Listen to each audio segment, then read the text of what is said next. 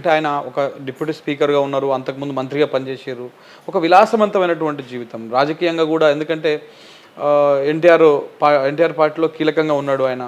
So, party పెట్టినప్పటి నుంచి వచ్చి ఉన్నాడు. అంత రాజకీయ విలాసవంతమైన జీవితాన్ని, ఆ లగ్జరీ లైఫ్‌ని వదిలిపెట్టుకొని ఎందుకు తెలంగాణ వైపు రావాల్సి వచ్చింది? అంటే ఈ ఉద్యమము, ఈ పరిస్థితులే ప్రభావితం చేసినాయా? లేకపోతే ఇంకా రాజకీయంగా ఒక పార్టీ పెట్టాలి, రాజకీయ పార్టీ పెట్టి ఇది చేయాలి, ఈ ఎజెండాలు ఏమైనా ఉన్నాయా అప్పుడు?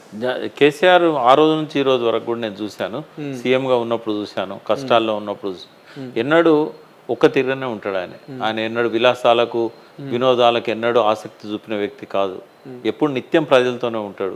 ఆయన ఒక్కడి తినంగా నేను చూడలేదు. ఇందాక మీరు కేక్ కట్ చేసేటప్పుడు చూసినా అంటే ఒక్కడి తినేటప్పుడు కూడా చూడలేదు.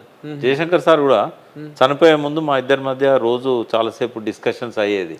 ఎందుకంటే హాస్పిటల్లో ఉండేది, ఆయన బెడ్ పక్కన కూర్చునేది. ఆయన అన్నాడు ఒకసారి, ప్రకాశం ఆయన ఒక్కడి తినేటప్పుడు ఎప్పుడన్నా చూసినావా అని అంటే, చూడలేదు సార్ అన్న. నేను కూడా చూడలేదా.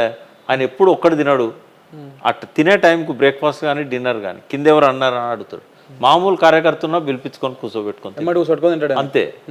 అంటే ఆయన ఎన్నడూ కూడా ఒక దాని మీద వ్యామోహం కానీ, ఆడంబరాలు కానీ, విలాసాలు కానీ అని మీకు తెలుసా? ఆయన ముఖ్యమంత్రి అయ్యేదాకా విమానం ఎక్కి ఫారెన్ ట్రిప్ పోలేదు.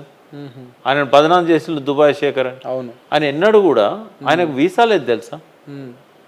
ఆయన పాస్పోర్ట్, వీసా అన్నీ కూడా ముఖ్యమంత్రి అయిన తర్వాత.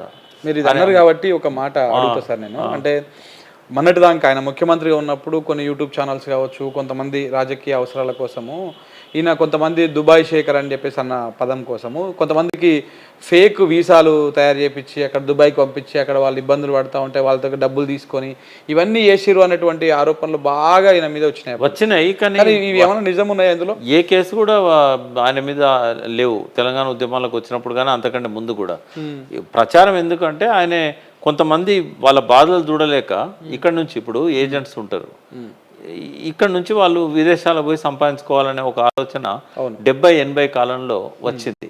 ఇక్కడ ఉండి ఆత్మహత్యలు చేసుకునే దానికంటే నీళ్ళే మెయిన్గా సెంట్రల్ తెలంగాణ, సిరిసిల్ల, జగిత్యాల, ఇటు పక్కన ఓ పక్క కల్లోలిత ప్రాంతాలు, పోలీసులతో బాధలు, నక్సలైట్లతో బాధలు, బతకలేని పరిస్థితి. అయితే అప్పుడే ఏంటంటే ఆయన ఎవరైనా ఏజెంట్కి పరిచయం ఉంటే ఉండొచ్చు, కొంతమందిని ఆయన బతకలేని పరిస్థితిలో ఉన్న వాళ్ళకు లింక్ ఇస్తే ఇవ్వచ్చు. కానీ ఎప్పుడు కూడా ఆయన అది ఒక ప్రొఫెషన్గా పెట్టుకోవాలి. ఆయన ఎన్నడు దుబాయ్ పోయినోడు కాదు, ఆయన ఎన్నడు ఏజెన్సీ పెట్టినోడు కాదు, ఏజెంట్గా అవతారం ఎత్తినోడు కాదు. ఓ ప్రచారం కావాలని చేశారు.